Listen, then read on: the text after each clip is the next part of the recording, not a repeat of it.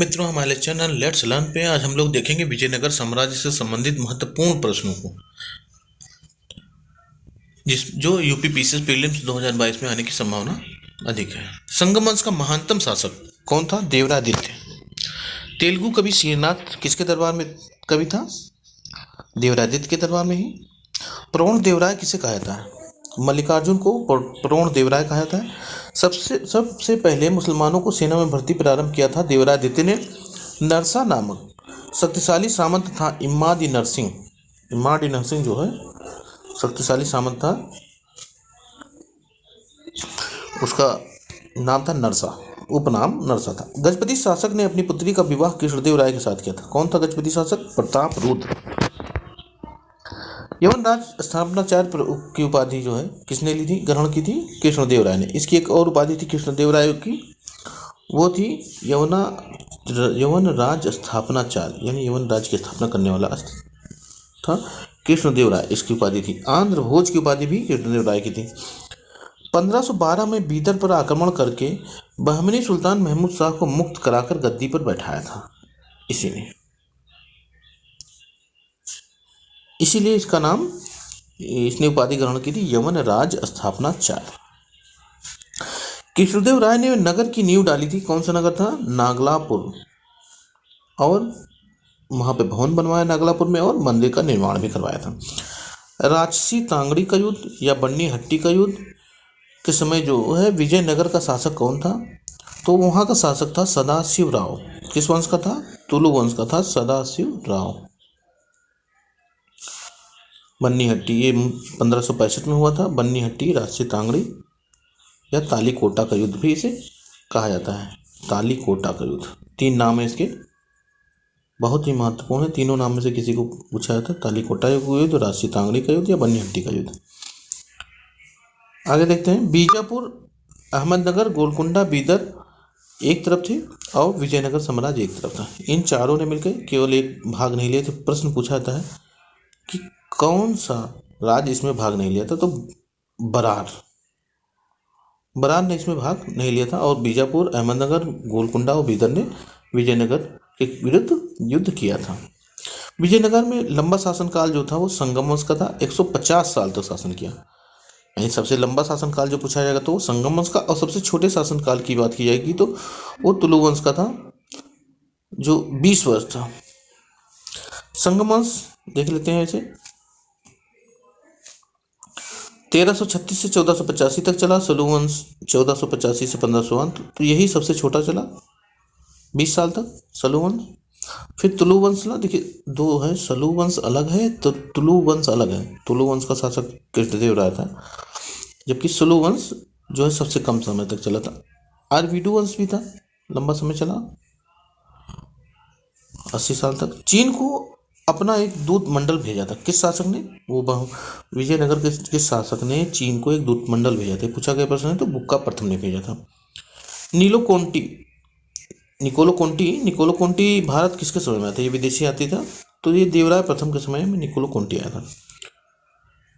किसने कहा है कृष्णदेव के बारे में कि मोटा व चेहरे पर चेचक का दाग, मोटा है था और चेहरे पर चेचक का दाग था कृष्णदेव राय के? ये कहा है डोमिंगो पायस ने, जो विदेशी यात्री था, आया था कृष्णदेव राय के समय, डोमिंगो पायस। विजयनगर कालीन राजस्व विभाग या वित्त विभाग की संज्ञा दी थी अठवड़े। वित्त विभाग को क्या कहा जाता था विजयनगर में? अठवड़े कहा जाता था। कृष्णदेव राय ने क्या क्या निर्मित करवाया था? तो वो हजारा मंदिर का निर्माण, विट्ठल स्वामी मंदिर का निर्माण और नागलापुर नगर का निर्माण करवाया था। और कहाँ कहाँ अधिकार किया था, यानी कब्जा कर लिया था किसने? कृष्णदेव राय ने। उड़ीसा पर, गुलबर्गा पर, उदयगिरी। उसका प्रधानमंत्री कौन था? कृष्णदेव राय का प्रधानमंत्री था, कहलाता था महाप्रधान। प्रधानमंत्री को क्या कहा जाता था? महाप्रधान। उसने भूमि का सर्वेक्षण भी करवाया था। भूमि कर जो लिया जाता था उसे कहा जाता था शिष्ट कर। भूमि कर को, यानी भू राजस्व जो था, उसे शिष्ट कर कहा जाता था। सती प्रथा का उल्लेख किस विदेशी यात्री ने किया है? तो सती प्रथा का उल्लेख किया है बारबोसा ने। देखिए, बारबोसा ने सती प्रथा का उल्लेख किया है। कहाँ पर? विजयनगर में सती प्रथा प्रचलित थी, इसका उल्लेख किया है बारबोसा ने। 1567 में विजयनगर की यात्रा की और 24 मील के घेरे में बने होने का वर्णन मिलता है। किसने किया है? 1567 में विजयनगर कौन आया था? तो वो तो आए फ्रेडरिक आए थे, सीजर फ्रेडरिक। इन्होंने कहा है कि विजयनगर जो है 24 मील के घेरे में बना हुआ है। 24 मील के घेरे में विजयनगर बना हुआ है। मनुकारिका का रचनाकार अल्लासानी पद्देन राजकवि था कृष्णदेव राय का। तो पूछा जा सकता है कि अल्लासानी पद्देन किसकी का राजकवि था, किसके दरबार में? तो वो कृष्णदेव राज के दरबार में राजकवि थे और इनकी प्रमुख रचना थी मनुकारिका। देखिए, तालीकोटा का युद्ध, बन्नीहट्टी का युद्ध 1565 में जो हुआ था, विजयनगर की राजधानी उसके बाद परिवर्तित हो गई और बन गई पेनुकोंडा को विजयनगर की राजधानी बनाया गया। तो विजयनगर की कई राजधानियाँ रही हैं। हम्पी थी पहली। विजयनगर में पेशवा से मिलता जुलता पद था प्रधानी। विजयनगर में पेशवा को क्या कहा जाता था? जो मुख्य होता था वो प्रधानी उसे कहते थे। रायचूर दोआब कहाँ स्थित है? कृष्णा और तुंगभद्रा नदियों के बीच की जो भूमि होती दोआब था उसे रायचूर दोआब कहा था। बहुत ही उपजाऊ भूमि थी। तो इसके लिए ही अधिकतर विजयनगर और ब्राह्मणी राज्यों में युद्ध हुआ करता था। हरिहर व बुक्का पुनः हिंदू बन गए थे। किसके प्रभाव से? तो विद्यारण्य के प्रभाव से हरिहर व बुक्का पुनः हिंदू बन गए थे। अच्छा, हरिहर और बुक्का को किसने मुस्लिम बनाया था, यानी किसके प्रभाव से मुस्लिम बने थे? तो वो थे मोहम्मद बिन तुगलक। मोहम्मद बिन तुगलक के प्रभाव से ये मुस्लिम बन गए थे। एक राजा को हमेशा धर्म के अनुसार शासन करना चाहिए। यह देखिए, धर्म को महत्व दिया किसने? कृष्णदेव राय ने कहा है कि राजा को हमेशा धर्म के अनुसार शासन करना चाहिए। अच्छा, वहीं सल्तनत काल में हम देखते हैं जो है अलाउद्दीन खिलजी और फिरोज शाह तुगलक अपने आप को धर्म से अलग समझते थे। मतलब धर्म को उन्होंने अलग रखा था, शासन और धर्म को अलग। बहमनी शासक फिरोज शाह से हारा था। कौन कौन हारा था? बुक्का प्रथम फिरोज शाह से हारा था और 10 लाख हूण व बहुत धन दिया और अपनी लड़की की शादी बहमनी शासक से की थी। किसने? बुक्का प्रथम ने। वो फिरोज शाह से हारा भी था, बहमनी शासक फिरोज शाह से हारा, उसे 10 लाख हूण भी दिए, बहुत धन भी दिया और अपनी लड़की की शादी। ये मान सकते हैं कि उसने अपनी लड़की की शादी किया और दहेज में 10 लाख हूण और बहुत धन दिया हारने के बाद। अमरम क्या होते थे? सैन्य अधिकारियों को निश्चित राजस्व वाले क्षेत्रों का भूदान, यानी मतलब जो सैन्य अधिकारी होते थे उनको ऐसी भूमि दी जाती थी जो जहाँ से निश्चित जो आय होती थी, राजस्व प्राप्त होता था, वो उनका वेतन की तरह होता था, उन्हें मिलता था। गज बेटकर या बहेकर किसकी उपाधि है? तो गज बेटकर की उपाधि देवरादित्य ने ग्रहण की थी। हाथियों का शिकार करने वाला। श्रीलंका जीतने वाला विजयनगर का शासक कौन था जिसने श्रीलंका को विजित किया था? तो देखिए, हमने चोल काल में पढ़ा था। चोल काल में दो लोगों ने, एक राजराज प्रथम ने उत्तरी श्रीलंका को जीता था और दूसरे थे राजेंद्र चोल जिन्होंने पूरे श्रीलंका को जीता था। और अगर विजयनगर साम्राज्य की बात करेंगे तो विजयनगर शासक जो था वो हरिहर द्वितीय था, जिसने यहाँ देखते हैं श्रीलंका को जीता था। तो दो चीज़ें महत्वपूर्ण। विजयनगर में मनाया जाने वाला त्यौहार कौन था? महानवमी का त्यौहार विजयनगर में अधिक मनाया जाता था और नरेश की उपस्थिति इसमें आवश्यक होती थी। देखिए, किसने लिखा है कि 300 बंदरगाह थे और प्रत्येक कालीकट के बराबर थे, 3 महीने में यात्रा क्या। और कालीकट को प्रमुख बंदरगाह उसने कहा और जहाज निर्माण का केंद्र भी बताया था। किसने? अब्दुल रज्जाक ने। बड़वा क्या होते थे? दक्षिण भारत में जो उत्तर भारतीय गए थे उनको बड़वा कहा जाता था। बड़वा। विजयनगर अभिलेख में कैकोलार किसे कहा गया है? जुलाहों को कैकोलार कहा जाता था। मनुष्य का क्रय विक्रय वेशबक कहलाता था, यानी मनुष्यों का जो खरीद फरोख्त होता था, खरीदना बेचना, यानी दास प्रथा, उसे वेशबक कहा जाता था विजयनगर शासन में। बाल विवाह व दहेज प्रथा रोकने के कानून बनाए थे विजयनगर साम्राज्य में।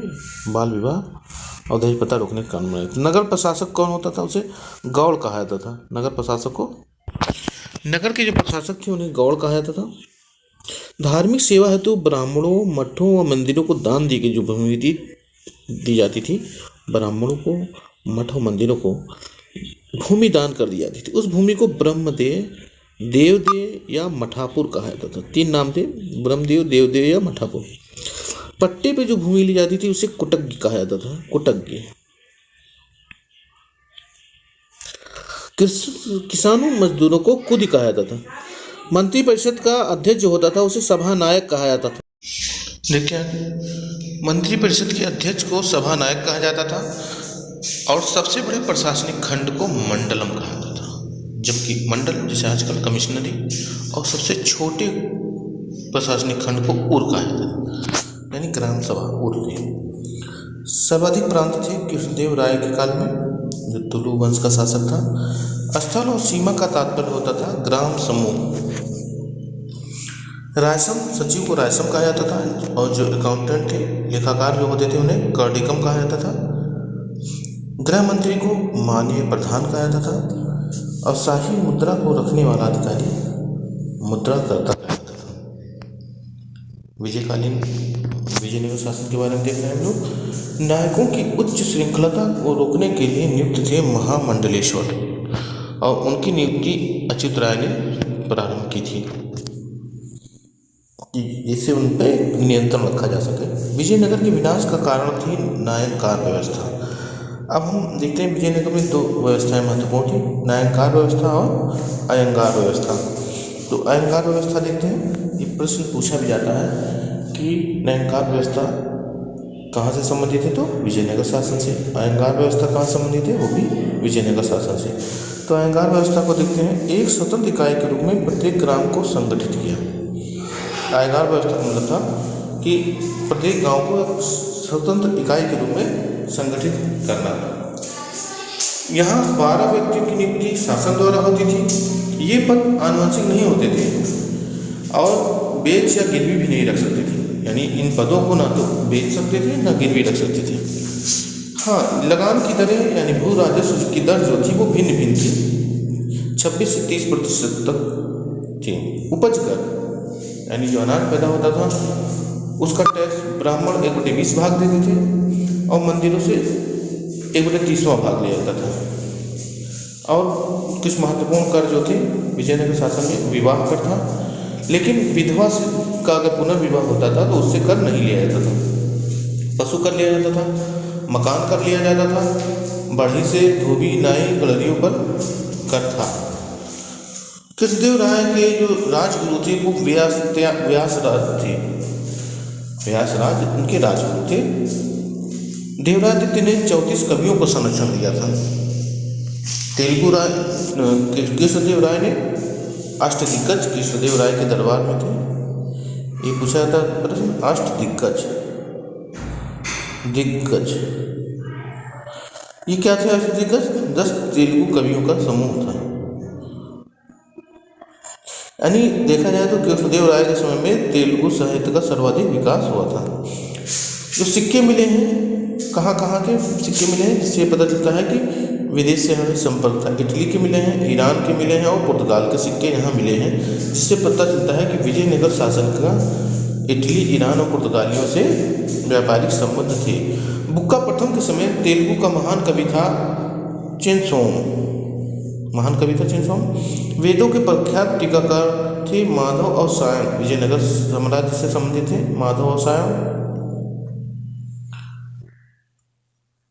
नगर का घेरा 60 मील का था, जिसमें प्राय 90,000 व्यक्ति शस्त्र धारण करने के योग्य थे। यानी ये सैनिक की पूरी जो है ट्रेंड थे, सैनिक की तरह 90,000 लोग।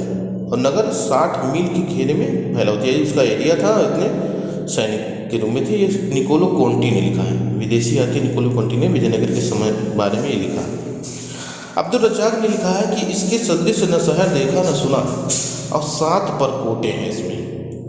मतलब इस कई शहरों को देखा था अब्दुल रज्जाक ने, और कहा उसने कि विजयनगर शहर सब ऐसा शहर है कि इसके समान न उसने देखा है न सुना है। और विजयनगर के शासक जो थे मुख्य रूप से वो वैष्णव अनुयायी थे। बहुत विस्तृत, अत्यंत घना और हीरों, पीयू के लालों, चीन के रेशम, सिकंदरिया के सिल्क, मालाबार के मुश्क, काफूर, मिर्च, दालचीनी और चंदन के घने व्यापार का केंद्र है। ये बारबोसा ने लिखा है कि विजयनगर शासन में ये सब महत्वपूर्ण चीज़ें थी व्यापार की।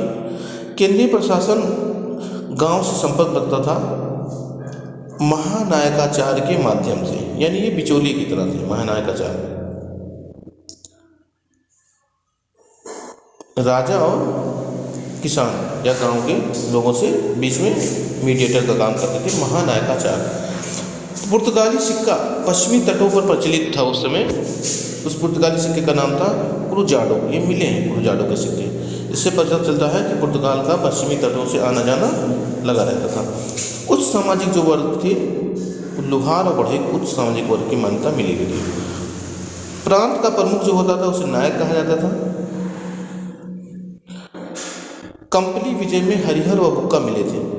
मोहम्मद बिन तुगलक ने जब काम्पिल्य पर विजय किया था तो उन्हें हरिहर और बुक्का दोनों मिले थे और इनको उसने मुस्लिम धर्म में दीक्षित कर दिया था।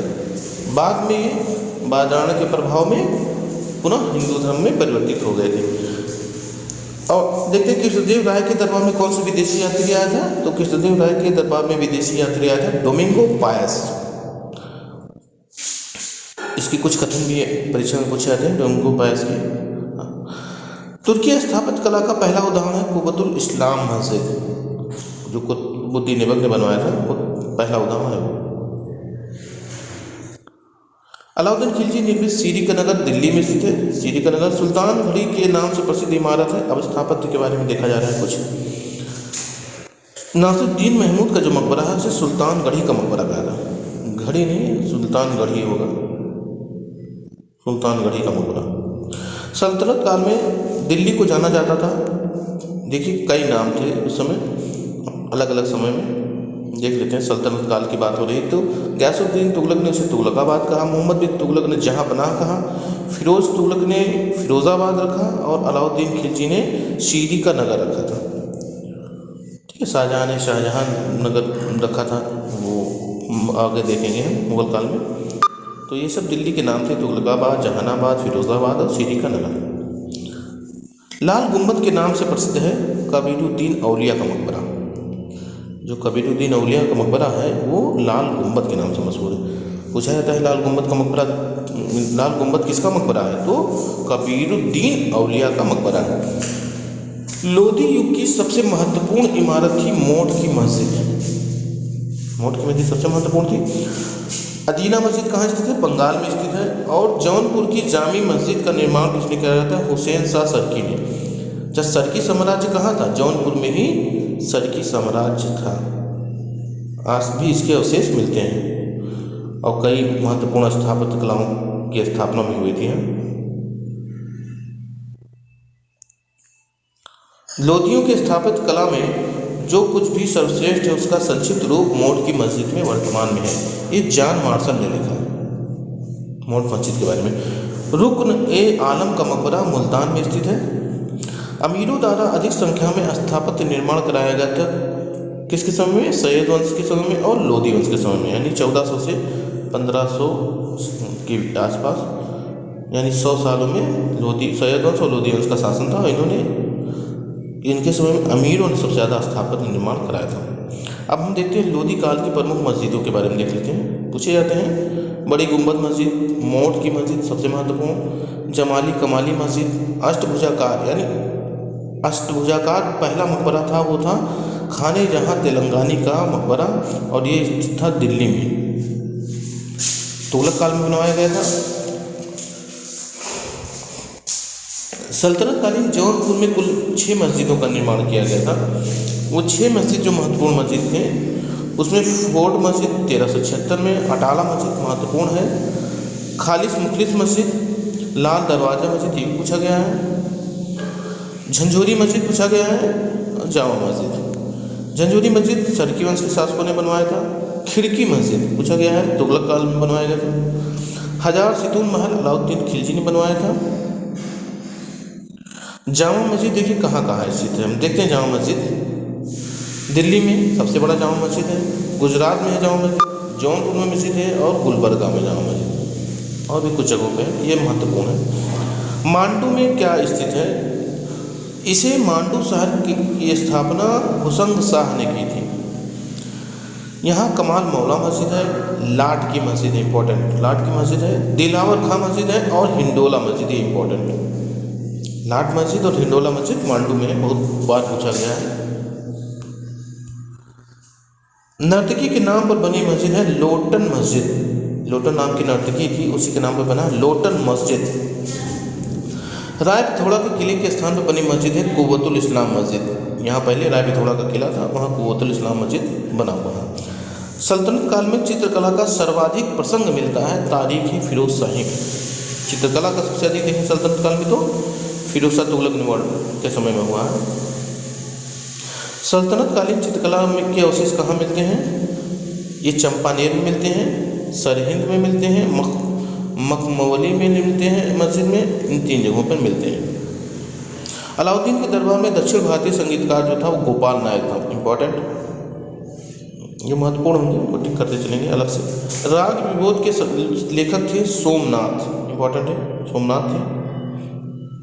अधिकतर महत्वपूर्ण प्रश्नों को लिया गया है और जो प्रश्न परीक्षाओं में पूछे गए हैं उनको शामिल किया गया है, जिससे आपका रिवीजन हो जाए। संगीतज्ञ सारंग देव किसका दरबारी कवि था? तो देवगिरी का, देवगिरी के जो राजा थे उनका दरबारी कवि था संगीतज्ञ सारंग देव। संगीत कृतियाँ संगीत राज, संगीत रत्नाकर और राग विबोध। तो राग विबोध लिखा है सोमनाथ ने। अमीर खुसरो की महत्वपूर्ण कृतियों को देख लेते हैं। लैला मजनू इनकी कृति थी, नूर सिपहर थी, आईने सिकंदरी थी। दक्षिण भारतीय सुल्तान जो ज्योतिष का विद्वान था वो था ताजुद्दीन फिरोज, दक्षिण भारत का था सुल्तान और ज्योतिष का महान विद्वान था। काम शास्त्र पे लिखी गई जो अरबी की पुस्तक है वो है मिफ्ताह उस सुरूर ए आदली, काम शास्त्र।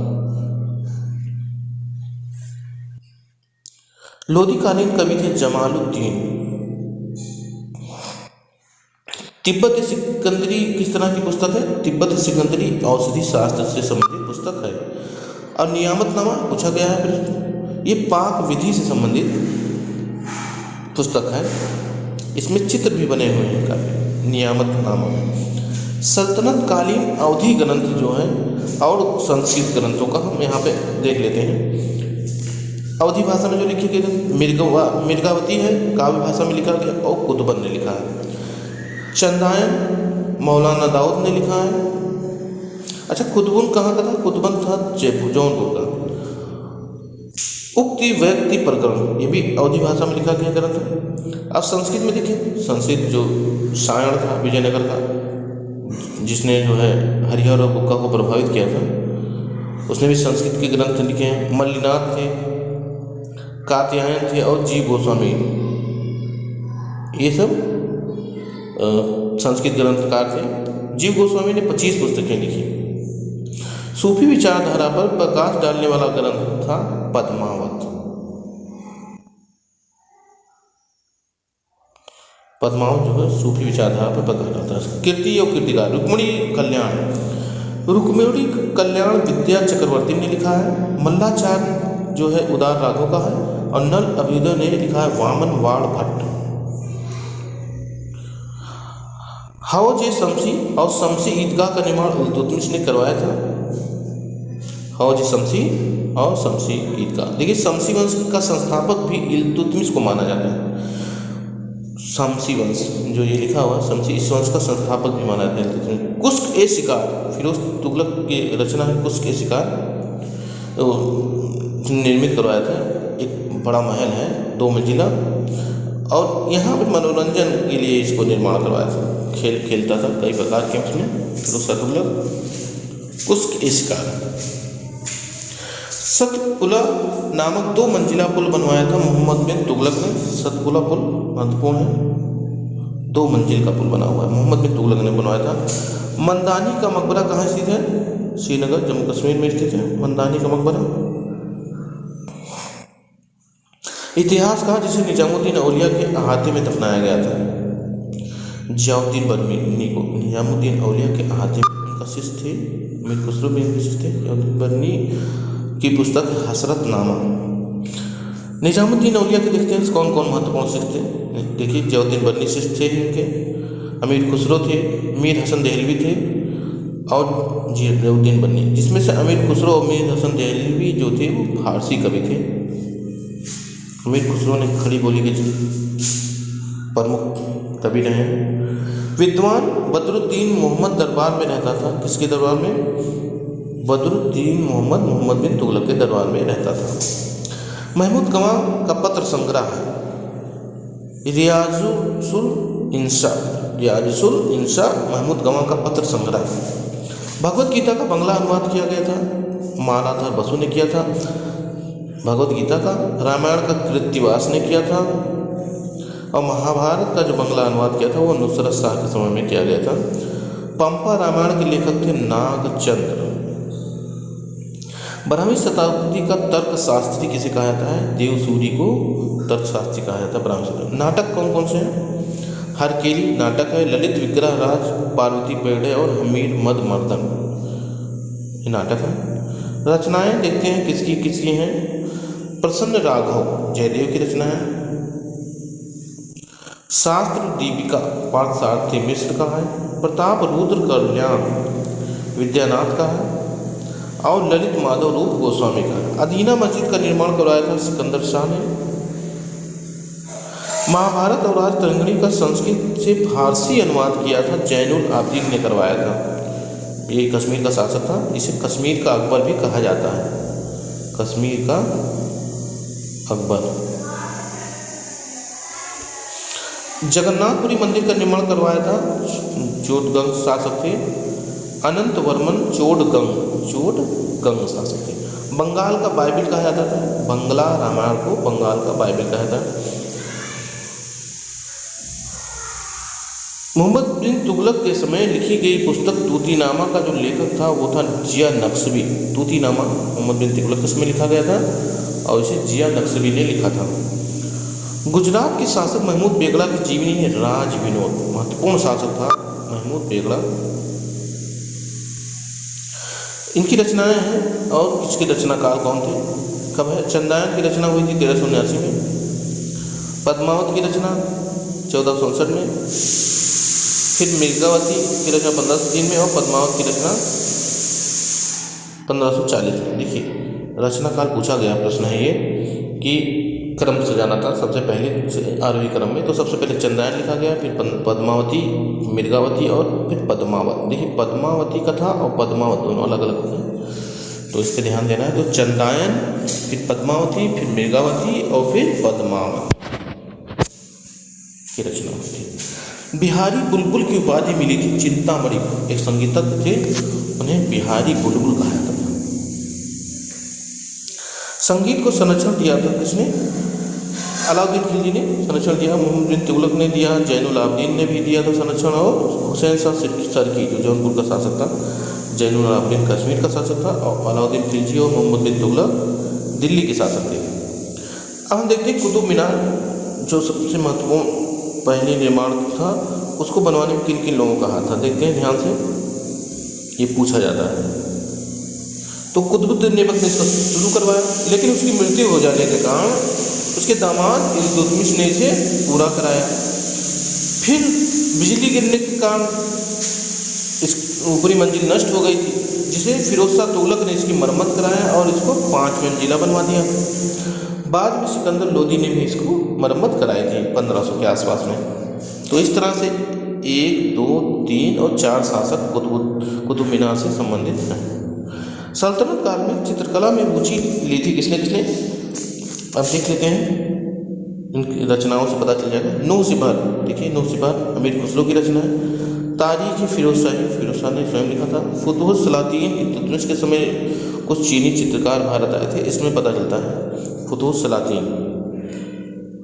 सम्राट विग्रहराज विष्णुदेव के संस्कृत विद्यालय एवं मंदिर पर बनी तुर्की इमारत है 2.5 दिन का झोपड़ा, जो अजमेर में बना है 2.5 दिन का झोपड़ा, वो संस्कृत विद्यालय और मंदिर पर बना हुआ है। संगीतज्ञ को नायक की उपाधि मिली थी, वो नायक थे अमीर खुसरो।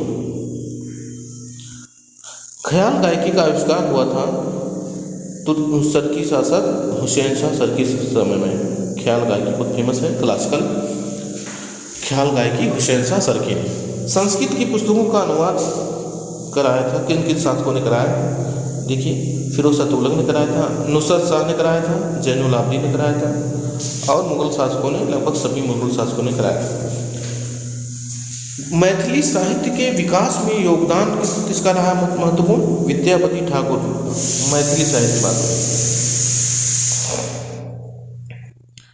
फिरोज तुगलक के काल में ताजुद्दीन खालिद द्वारा फारसी में अनुदित पुस्तक है, कौन सी? दलायल ए फिरोज शाही। दलायल ए फिरोज शाही किसने? ताजुद्दीन खालिद ने फारसी में अनुवाद किया था। दिल्ली सल्तनत में एक चांदी का टका था, वो 48 जीतल के बराबर था। जीतल तांबे का सिक्का होता था और एक चांदी का जो टका होता था, चांदी के सिक्के को टका और तांबे के जीतल कहा जाता था। तो एक चांदी का सिक्का 48 जीतल के बराबर होता था, यानी एक चांदी का एक टका बराबर 48 जीतल। लोदियों ने नए प्रकार की सजावट मीना किया हुआ ईंट प्राप्त किया फारस में से। उर्दू शब्द है कुछ महत्वपूर्ण, क्या है उर्दू शब्द? मूलतः तो तुर्की भाषा के हैं। इसका अर्थ होता है, उर्दू का अर्थ होता है शाही शिविर या खेमा, मतलब कहीं शिविर लगा के रहना। हिंदवी, रेख्ता या दक्कनी इसकी अन्य नाम है। उर्दू का नाम हिंदवी भी है, पूछा गया है, प्रश्न है।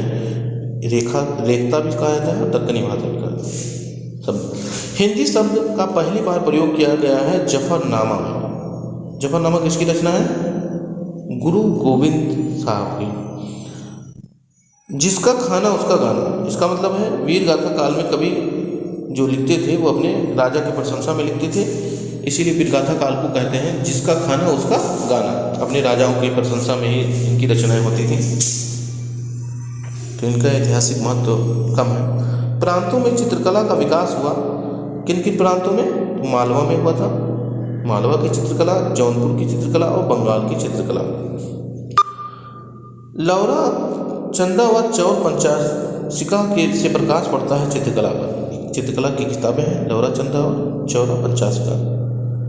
अब सल्तनत कालीन चित्रों के प्रमाण मिलते हैं नियामत नामा में, निफ्ता उल फुजाला में, अजय उस सहनाती में। अब मध्यकाल के धार्मिक आंदोलन के अगली वीडियो में देखते हैं मध्यकालीन धार्मिक आंदोलन। हमारे चैनल को लाइक और सब्सक्राइब करते रहिए मित्रों। अगले वीडियो में फिर मिलते हैं। धन्यवाद।